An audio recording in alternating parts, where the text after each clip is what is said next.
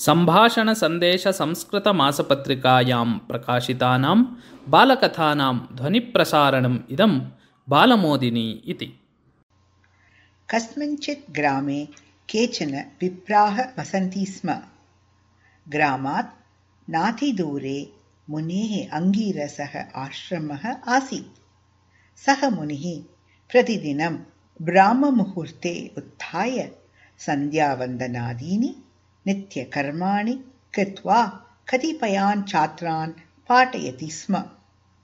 गुरुः छात्राश्च वेदाध्ययने निमग्नाः भवन्ति स्म। छात्राणां मध्ये तस्य मुनेः पुत्रः अपि वेदाध्ययनं करोति स्म। गुरुः अपि शिष्येभ्यः इव पुत्राय अपि पक्षपातं विना विद्यादानम् अकरोत्।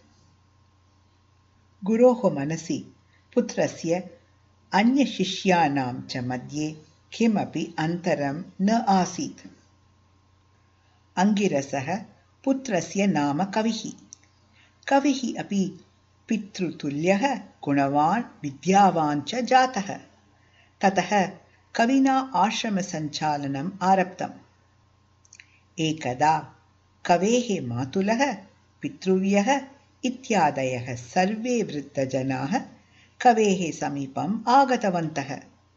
तं निवेदितवन्तः च, हे पुत्र कवे, वयं सर्वे वेदाध्ययनं कर्तुम् इच्छामः।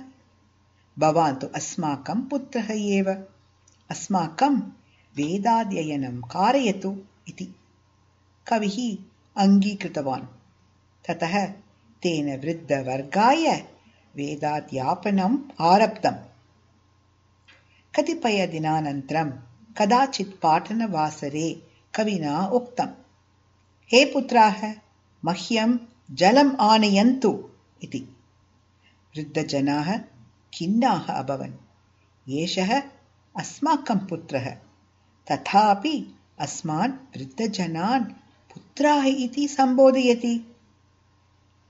नैतद्युक्तम् इति ते चिन्तितवन्तः। ततः ते सर्वे देवानां समीपं गत्वा अकथयन्, भो देवाः, कविः अस्माकं शिशुः, तथापि अस्मान् पुत्राः इति कथयति।